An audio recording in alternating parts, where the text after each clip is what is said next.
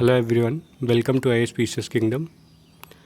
जैसा कि आप लोग जानते हैं, हम कर रहे थे बीपीएससी घटनाचक्र पूर्वावलोकन को, जिसमें हमने अब तक मॉडर्न पीरियड तक के चैप्टर को ख़त्म कर दिया है।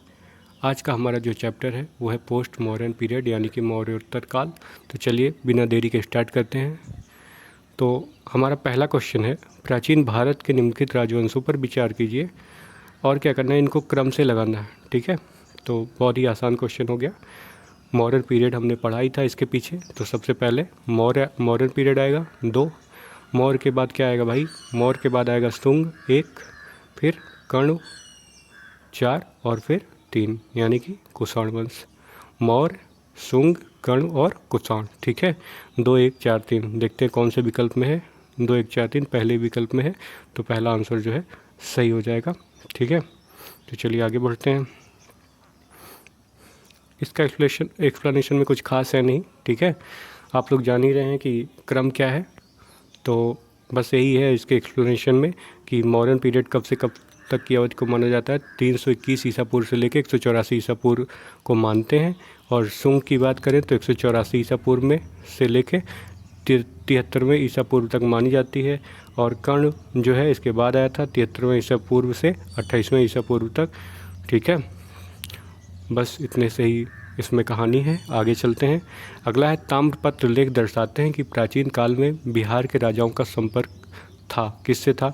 वर्मा से था, थाईलैंड से था, कंबोडिया से था या जावा सुमात्रा से था। तो आंसर जो हो जाएगा वो है जावा सुमात्रा। ठीक है, अब क्यों है इसका इतिहास जानते हैं। बात ऐसी है कि जो पालवंशी शासक थे, कौन? देवपाल। ये बौद्ध मतानुयायी थे। तो लेखों में उसे जो है परम सौगात कहा गया है। ठीक, इन्होंने जावा के जो शैलेंद्र वंशी शासक थे बालपुत्र देव, इनके अनुरोध पर इसे नालंदा में एक बौद्ध विहार बनाने के लिए 5 गांव दान में दिया था। किसको? बालपुत्र देव को। ठीक है, इम्पॉर्टेंट बात है, यहाँ से क्वेश्चन आते रहते हैं बालपुत्र देव से। ठीक, अगला क्वेश्चन है स्वर्णभूमि का वह कौन सा राजा था? फिर से वही क्वेश्चन रिपीट हो गया, जिसने नालंदा में एक बौद्ध विहार की स्थापना की। ठीक, तथा उसके रख रखाव हेतु अपने दूत द्वारा देवपाल से 5 गांव दान देने के लिए प्रार्थना की। तो कौन है वो? बालपुत्र देव। अभी पीछे आपने एक्सप्लेनेशन में पढ़ा ही। ठीक है, नेक्स्ट है, मैच करना है प्राचीन भारत के स्थल हैं और क्या मैच करना है, और वर्तमान में किस राज्य में है। ठीक है, तो चलिए स्टार्ट करते हैं। भाई, गिर का जंगल गिरनार कहाँ है? गुजरात में। ठीक है, अगले को मिलाएं तो प्रतिष्ठान तो हम प्रतिष्ठान को मिला सकते हैं महाराष्ट्र से, है ना। आगे बात करें तो कर्ण सुवर्ण को मिलाएंगे पश्चिम बंगाल से। ठीक है, एक टाइम पश्चिम बंगाल बहुत समृद्ध था, है ना, कर्ण सुवर्ण। ठीक, और अगला है प्राग ज्योतिष को मिलाएंगे असम से, क्योंकि असम ही बचा हुआ है। ठीक है, प्राग ज्योतिष के बारे में अगर नहीं भी आइडिया है तो लास्ट में मिला सकते हैं, क्योंकि और सब तो मिल ही गए हैं। तो चलिए देख लेते हैं एक बार। कह रहा, पुरातात्विक और ऐतिहासिक विवरणों में कर्ण सुवर्ण का प्राचीन नगर बताया गया है। कर्ण सुवर्ण को प्राचीन नगर बताया गया, जिसकी स्थिति कहाँ है? मुर्शिदाबाद जिला। ठीक, पश्चिम बंगाल में मानी जाती है। प्राचीन सांस्कृतिक साहित्य में प्राग ज्योतिष और कामरूप, इन दोनों नामों का प्रयोग कहाँ पे? प्राचीन असम एवं इसके आसपास क्षेत्रों में किया गया है। जो गिरनार पर्वत और उससे संबंधित प्राचीन धार्मिक स्थल है, कहाँ पे है? गुजरात में है। प्रतिष्ठान यानी कि पैठन, जो कि गोदावरी नदी के तट पर स्थित महाराष्ट्र राज्य के छत्रपति संभाजी जिले का नगर है। इसका पूर्व नाम क्या था? औरंगाबाद। ठीक है, किस अभिलेख में रुद्रदामन प्रथम की विभिन्न उपलब्धियां वर्णित है? तो रुद्रदामन का कौन सा अभिलेख है? जूनागढ़ अभिलेख। ठीक, तो ऑप्शन ए सही हो जाएगा। ठीक है, इसमें बस इतना इम्पॉर्टेंट है, रुद्रदामन का अभिलेख याद रखिए आप लोग कि जूनागढ़ अभिलेख है। आगे बढ़ते हैं। नेक्स्ट क्वेश्चन क्या है? अगला क्वेश्चन है हमारा, हाँ, रुद्रदामन का जो अभिलेख है, इस बात को भी थोड़ा याद रख लेते हैं। वैसे सबको पता होगा कि संस्कृत भाषा तथा ब्राह्मी लिपि में लिखी गई थी। ठीक है, नेक्स्ट क्वेश्चन है, 2वीं शताब्दी के आसपास रचित संस्कृत के शिलालेख के अनुसार सुदर्शन झील योम कृत्रिम जलाशय की मरम्मत किसने कराई थी? भाई ये किसने की थी? ये देखिए रुद्रदामन के जूनागढ़ अभिलेख में ये वर्णित है, ठीक है। इसके बारे में रुद्रदामन के जूनागढ़ अभिलेख में लिखा हुआ है। तो रुद्रदामन जो प्रथम था उसका जूनागढ़ अभिलेख गुजरात के गिरनार पहाड़ी से प्राप्त होता है। संस्कृत भाषा का यह अभिलेख, ठीक, प्रारंभिक संस्कृत अभिलेखों में से एक है। इस अभिलेख में सुदर्शन झील के बांध के निर्माण तथा पुनर्निर्माण की सूचना प्राप्त होती है, ठीक है। द नेक्स्ट वन इज, इसमें से किसने व्यापक पैमाने पर स्वर्ण मुद्रा का प्रचलन किया था? जब व्यापक पैमाने पर स्वर्ण मुद्रा का प्रचलन की बात आएगी तो किसने किया था? बिम खड़फिसस ने, जिसे कड़फिसस लिखा हुआ है हिंदी में, कोई दिक्कत नहीं है। तो कुषाण शासक था, है ना।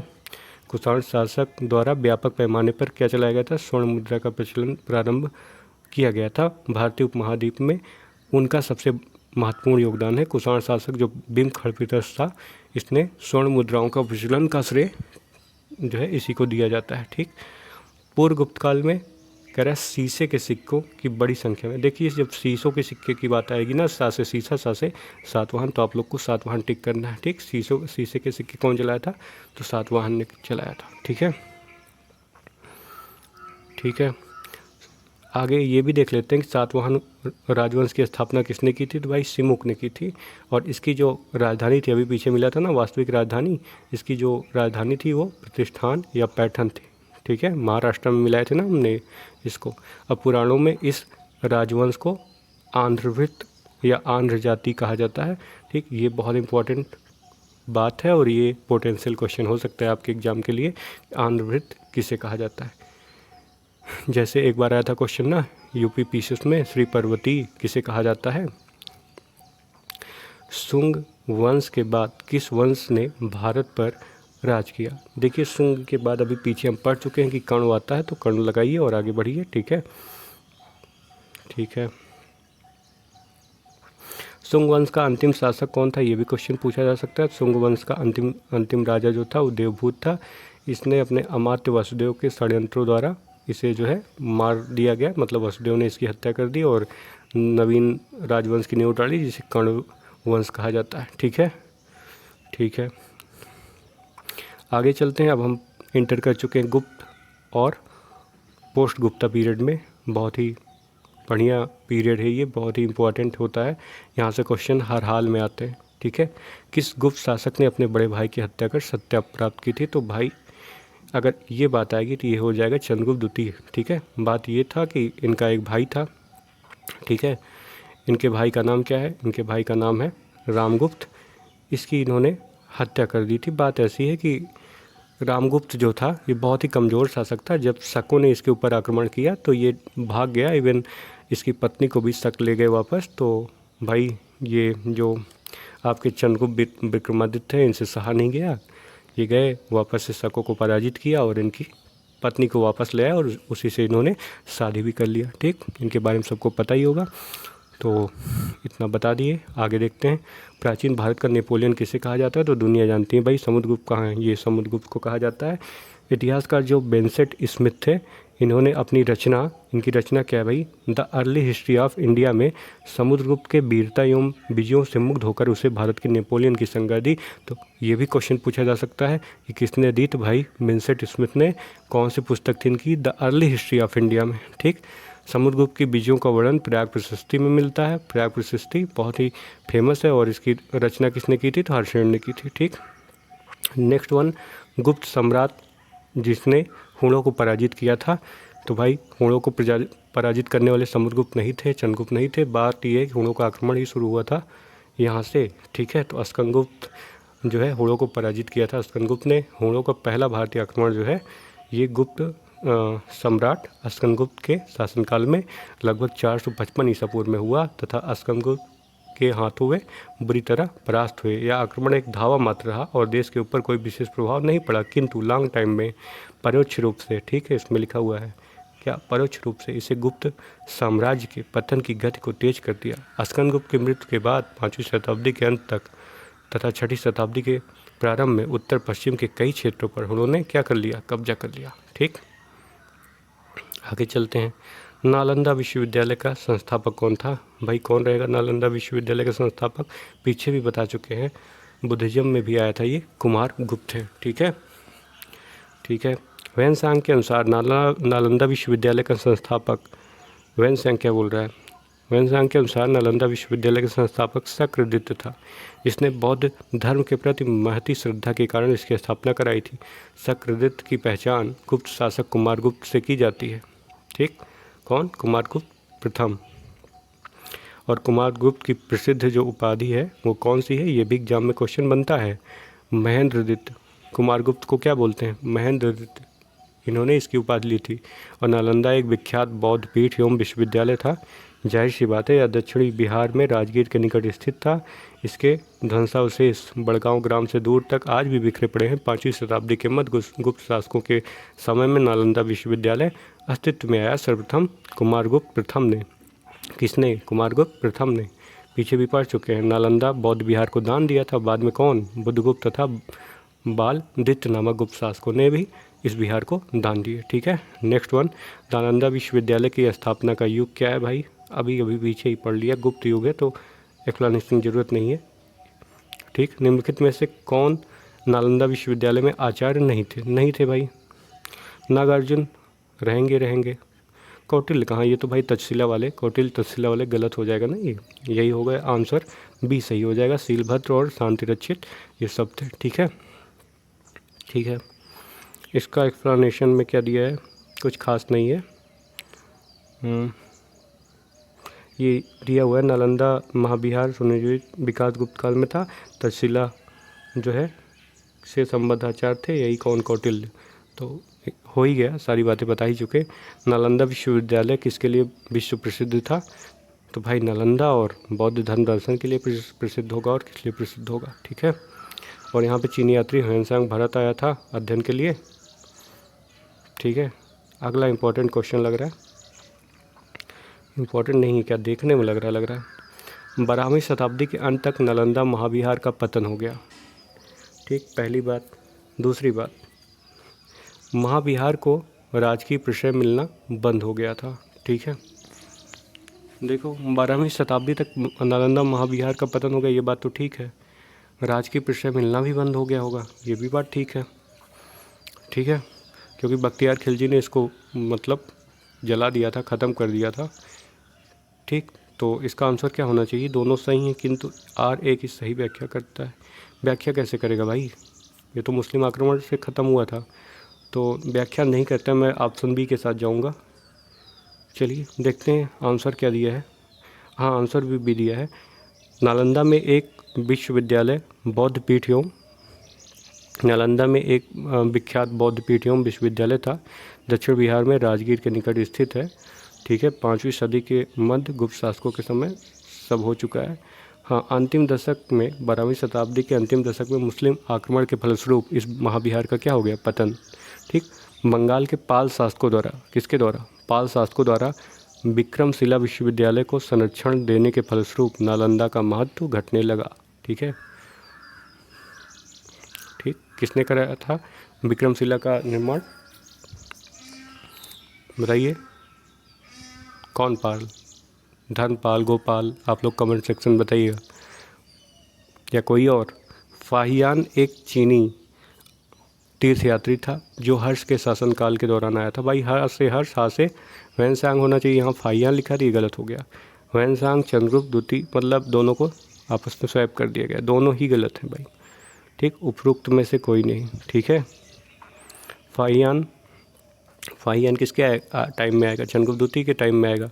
वैनसांग तो हर्षवर्धन के टाइम में आएगा, क्योंकि वैनसांग हर्षवर्धन। ठीक है, प्रसिद्ध चीनी यात्री फाहियान भाई चंद्रगुप्त द्वितीय विक्रमादित्य के टाइम में आएगा। ठीक है, नेक्स्ट वन, चीनी यात्री सुंग यून ने भारत की यात्रा की थी। भाई ये सबसे टफ क्वेश्चन हो गया मेरे लिए, तो ऐसे क्वेश्चन बहुत टफ हो जाते हैं। ठीक है, आपके लिए पता नहीं, आपको याद होगा। कह रहे 15 से 20, ठीक, 25 से 29, 45 से 52 और 92 से, देखिए हम इसको अगर एलिमिनेट करेंगे तो मैं तो पहले के साथ जाऊंगा, जो कि गलत है। ऑप्शन ही दिया है भाई, थोड़ा सा अंतर हो गया, 1518 से लेके 1521 ये भी क्या बात हुई यार। चीनी यात्री सुंगियुन जो है 1518 से लेकर 1521 ईस्वी तक भारत की यात्रा की तथा अपने 3 वर्षों के यात्रा के उपरांत बौद्ध ग्रंथों की प्रतियां एकत्रित कर वह चीन लौट गया। लौटना ही था। नगरों का क्रमिक पतन किस काल की एक महत्वपूर्ण विशेषता थी? तो भाई ये गुप्त काल की महत्वपूर्ण विशेषता थी। गुप्ता पीरियड पढ़ रहे हैं आप लोग तो इसको वैसे भी टिक कर सकते हैं, बट क्यों थी अभी हम देखते हैं। ठीक, बात ये है कि गुप्त काल में जो नगर जो है ये क्रमिक पतन की ओर अग्रसर हुए। संपूर्ण जो है गंगा घाटी में जो शहर पहले अत्यंत समृद्ध थे, अधिकांश वे गुप्त युग में या तो त्याग दिए गए या वहाँ के आवासन में पर्याप्त विघटन हुआ। जैसे सबसे इम्पोर्टेंट बात लिखी हुई है, पाटलिपुत्र जैसा महत्वपूर्ण नगर ह्वेनसांग के आगमन तक क्या बन चुका था भाई? गांव बन चुका था। पाटलिपुत्र जैसा महत्वपूर्ण शहर, याद है ना आपको? किसने बसाया था पाटलिपुत्र? गंगा और सोन नदी के किनारे। किसने अपनी राजधानी बनाई थी इसे? उदयन, याद है? मथुरा जैसा महत्वपूर्ण नगर एक कुम्हरार, सोनपुर, सोहगौरा और उत्तर प्रदेश में गंगा घाटी के अनेक महत्वपूर्ण केंद्र हास के ही प्रमाण प्रस्तुत करते हैं। ठीक है, आगे देखते हैं निम्नलिखित में से कौन सा बंदरगाह गुप्त काल में उत्तर भारतीय व्यापार के लिए उपयोग किया जाता था? गुप्त काल में उत्तर भारतीय व्यापार के लिए ताम्रलिप्ति को तो सबसे पहले ही कंसीडर करेंगे। ठीक है, भड़ोच तो नहीं होगा, सी नहीं होगा, बट कल्याण और कैम्बे ये दोनों होने चाहिए। तो देख लेते हैं एक बार। हाँ, ऑप्शन ही सही है। तो गुप्त काल में बंगाल में ताम्रलिप्ति बहुत ही इम्पोर्टेंट है, एक प्रमुख बंदरगाह था। यहाँ से उत्तर भारत के साथ दक्षिण पूर्व एशिया, चीन, लंका, जावा, सुमात्रा आदि देशों के साथ व्यापार होता था। ये तो बहुत ही फेमस है, ये सबको ही पता है। पश्चिम भारत का एक बंदरगाह भृगुकच्छ, भड़ौच, ठीक, जहाँ से पश्चिमी देशों के साथ समुद्री व्यापार होता था। ठीक है, इसको हमने कट कर दिया था। इसके अलावा कल्याण तथा कैम्बे से भी उत्तर भारतीय व्यापार होते थे, सही बताया हमने। ठीक है, आगे चलते हैं। अगला क्वेश्चन देखते हैं क्या है भाई। किस शासक वंश ने मंदिरों एवं ब्राह्मणों को सबसे अधिक ग्राम अनुदान दिए थे? तो इसका ऑप्शन देख लेते हैं। गुप्त वंश, पाल वंश, राष्ट्रकूट वंश, ये सब तो कट ही जाएंगे, तो आ जाएगा गुप्ता डायनेस्टी। ठीक है, गुप्ता वंश के शासकों ने मंदिर एवं ब्राह्मणों को सबसे अधिक ग्राम अनुदान में दिया था। और गुप्त जो है लेखों में जिन भूमि दानों का उल्लेख किया गया है उससे यह स्पष्ट होता है कि भूमि दान के साथ साथ गांव की भूमि से उत्पन्न होने वाली आय भी ग्रहीता को सौंप दी जाती थी। ठीक है, नेक्स्ट देखते हैं गुप्त युग में भूमि राजस्व की दर क्या थी? भाई जो गुप्ता पीरियड था, भूमि राजस्व की दर बहुत इंपॉर्टेंट है, पूछा जाता रहता है। उपज का 1/6 था। ठीक है, एक्सप्लेनेशन में देख लेते हैं, कुछ विशेष मिल जाए तो। कुछ विशेष तो दिख नहीं रहा है, लिख रहा है गुप्त काल में जो लोग राजकीय भूमि पर कृषि करते थे उन्हें अपनी उपज का 1/6, ठीक है, छठा भाग राजा को कर के रूप में देना पड़ता था, जो षष्ठांश। षष्ठांश का मतलब समझते हैं? षष्ठ मतलब 6, ठीक, षष्ठ मतलब 6, अंश मतलब अंश, मतलब 6वां अंश, टोटल का 1/6वां। ठीक है, 1/, टोटल का 1/6 नहीं, मतलब कि छठा हिस्सा, ठीक है, टोटल का।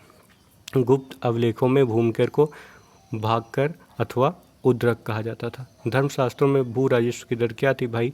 धर्मशास्त्र आए कहाँ थे? गुप्ता पीरियड में आए थे। तो अभी अभी आपने देखा क्या दर थी भाई, जो यहाँ दर थी वही वहाँ दर थी, तो कोई अंतर तो होगा नहीं। किस प्रकार की भूमि को अपरहत? भाई अपरहत से क्वेश्चन अक्सर आता रहता है, बड़े बड़े एग्जामों में आया, ठीक, यूपीएससी, यूपीपीएससी, ठीक, बीपीएससी में भी देखने को मिला। तो अपरहत किसे कहते हैं? तो बिना जोती हुई जंगली भूमि को अपरहत कहते हैं।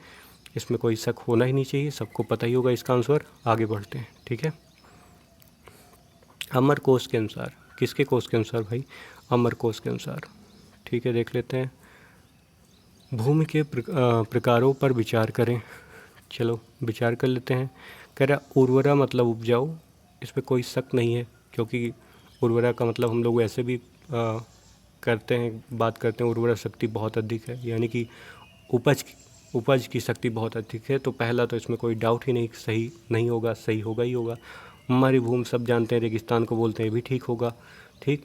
देव मातृक वर्षा से सिंचित, अब देखो ये थोड़ा सा इसके बारे में सोच सकते हैं। देव मातृक वर्षा से सिंचित, देखो वर्षा तो देव ही करेंगे, तो वर्षा से सिंचित हो सकता है मेरे ख्याल से, ठीक। तो ये डी वाला सही होना चाहिए।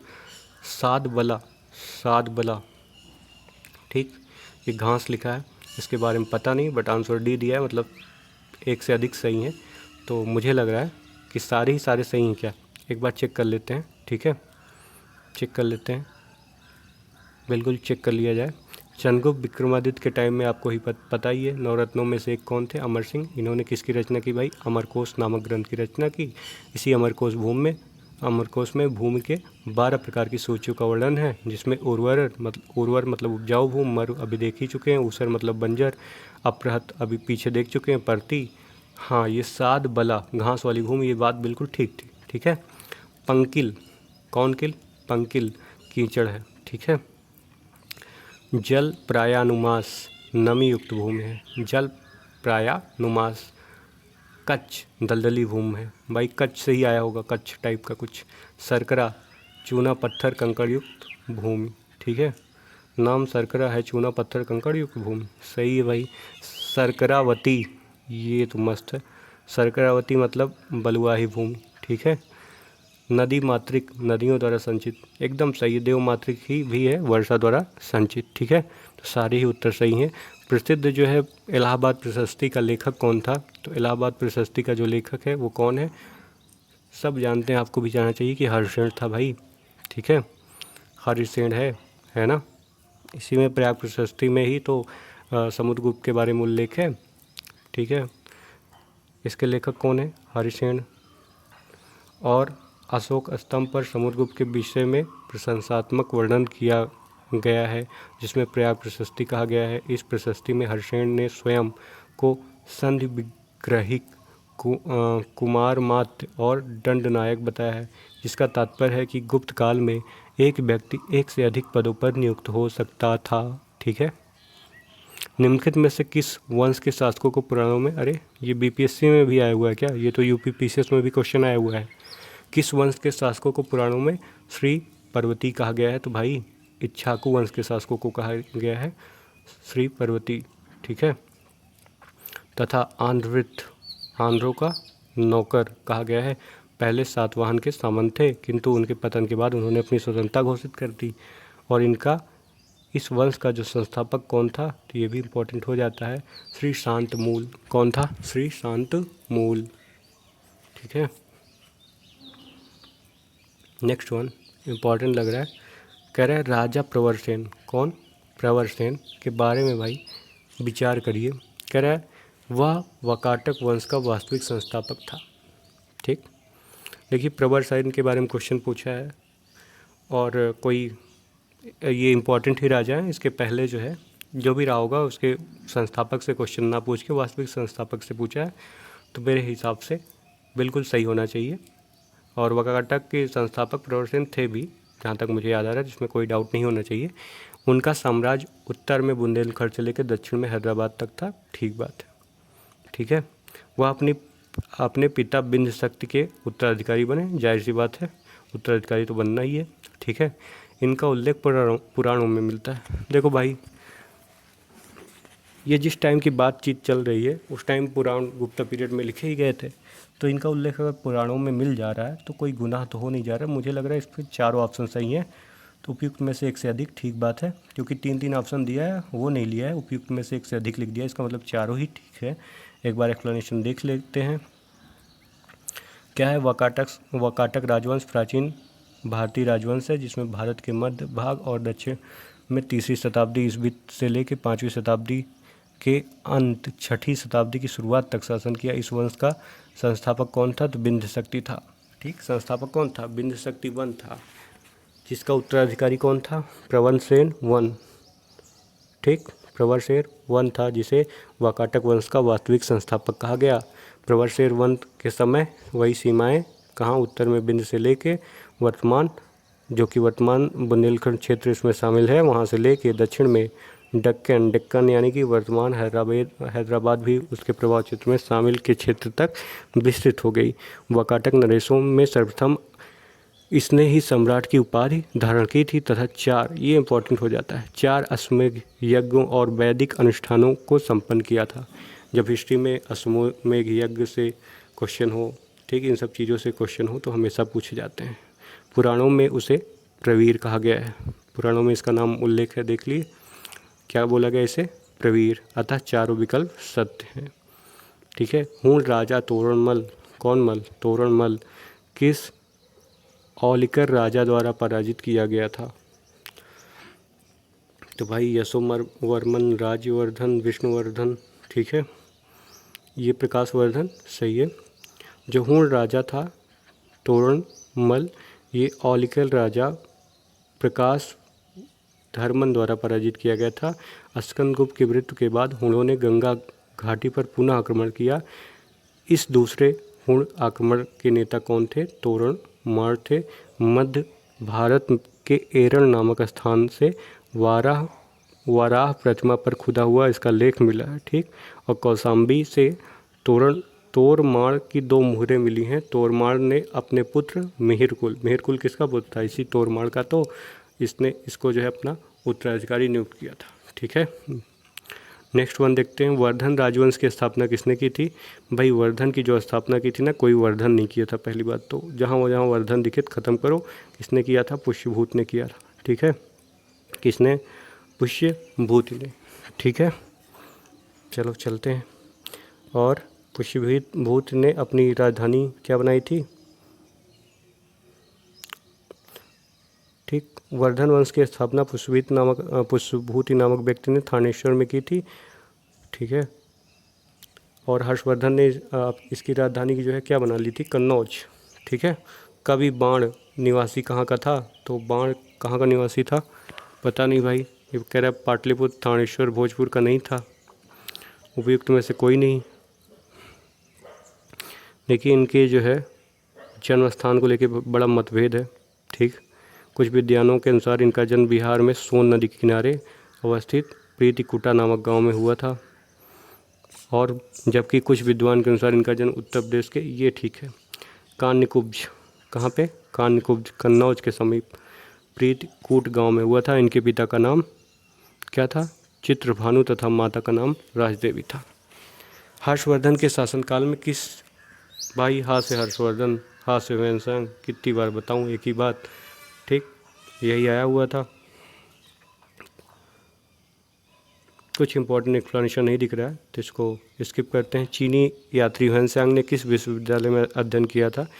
भाई किस विश्वविद्यालय में अध्ययन करेगा? ये नालंदा बहुत फेमस था उस टाइम, तो नालंदा में आया था और अध्ययन किया था। कब आया था ये भी देख लेते हैं, ठीक है।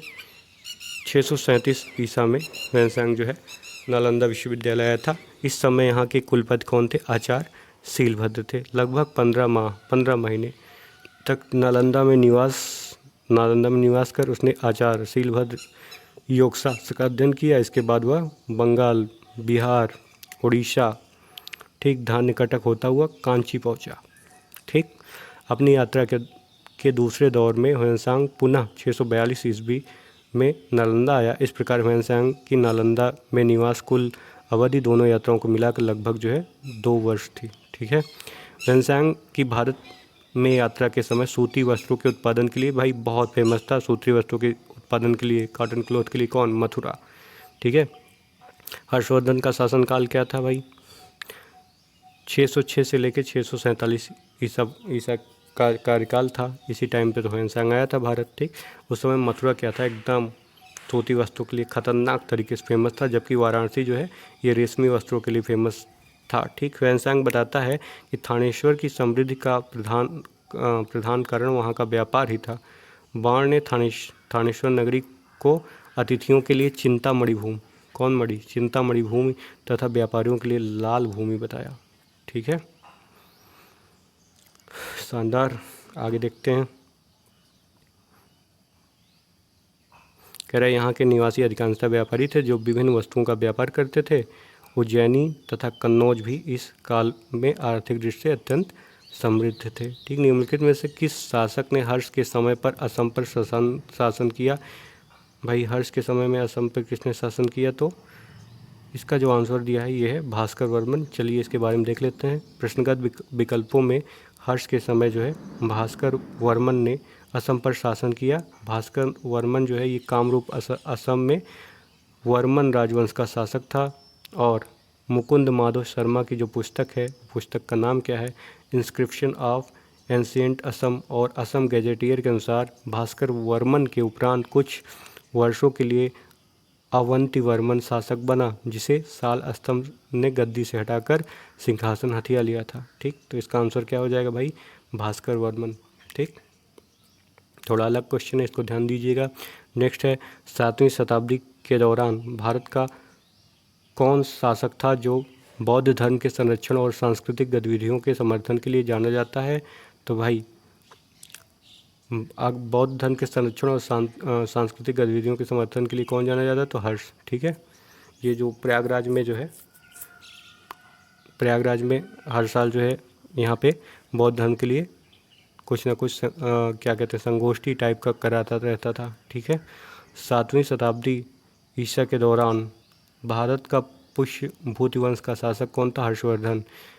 बौद्ध धर्म के संरक्षण और सांस्कृतिक गतिविधियों के समर्थन के लिए जाना जाता था। हर्षवर्धन 606 से 647 बार आ चुका है, 41 वर्षों तक शासन था। ठीक है, इवन ये बौद्ध धर्म के कारण ना बात करें तो ये एक बार प्रयागराज में ही था, तो वहाँ पे कुछ पंडितों ने इसके पेट में तलवार डाल दिया था तो बच गया था ये। ठीक, गुप्त वकाटक युग में तार्किक तर्क और बहस पर ध्यान केंद्रित करते हुए भारतीय दर्शन के किस महत्वपूर्ण स्कूल का विकास हुआ। देखो, गुप्त वकाटक युग की बात कर रहा है, कह रहा है तार्किक तर्क और बहस पर ध्यान केंद्रित करते हुए। ठीक, तो भाई कौन सा होगा, वैशेषिक होगा क्या, मीमांसा होगा कि न्याय होगा। ठीक है, मेरे ख्याल से इसका जो आंसर होना चाहिए वो होना चाहिए न्याय। मैं तो गलत आंसर देने वाला था, चलिए कोई बात नहीं, देख लेते हैं। गुप्त वकाटक युग में तार्किक तर्क और बहस पर ध्यान केंद्रित करते हुए भारतीय दर्शन स्कूल न्याय का विकास हुआ था। ठीक है, न्याय दर्शन, इसके संस्थापक गौतम थे। हाँ ठीक है, इसके संस्थापक कौन थे, गौतम। इसमें लॉजिक की बात की गई थी। ठीक है, मैं लॉजिक की वजह से थोड़ा कंफ्यूज हो गया था। न्याय दर्शन के अनुसार ज्ञान वैध या अवैध हो सकता है। वैध ज्ञान को प्रमा और अवैध ज्ञान को अप्रमा कहते हैं। ठीक है, वैध ज्ञान को क्या बोलेंगे, प्रमा, और अवैध ज्ञान को क्या कहेंगे, अप्रमा। ठीक है, ठीक है, आगे चलते हैं। अगला, इनमें से किसने पहली बार यह व्याख्या की थी कि पृथ्वी के अपनी धुरी पर घूमने के कारण प्रतिदिन सूर्योदय और सूर्यास्त होता है। ठीक, किसने किया था भाई, तो ये तो सब जानते हैं, ये आर्यभट्ट का काम था। ठीक, आर्यभट्ट ने उस टाइम बताया था। ठीक, आर्यभट्ट वही जिसे हम लोग जो है जीरो की खोज के लिए मानते हैं। ठीक है, इन्होंने यह व्याख्या की थी कि पृथ्वी के अपनी धुरी पर घूमने के कारण प्रतिदिन सूर्योदय और सूर्यास्त होते हैं। इसमें से कौन गुप्त काल में औषधि के क्षेत्र में अपने कार्य के लिए जाने जाते हैं, तो भाई औषधि के लिए कौन जाना जाता है, औषधि के लिए सुश्रुत जाने जाते हैं। ठीक, शूद्रक तो है नहीं, सौमिला है नहीं, शौनक है नहीं, तो एक सेकंड औषधि के क्षेत्र में पूछा है, और भी लोग हैं क्या, देख लिया जाए, एक से अधिक दे रहा है इसमें।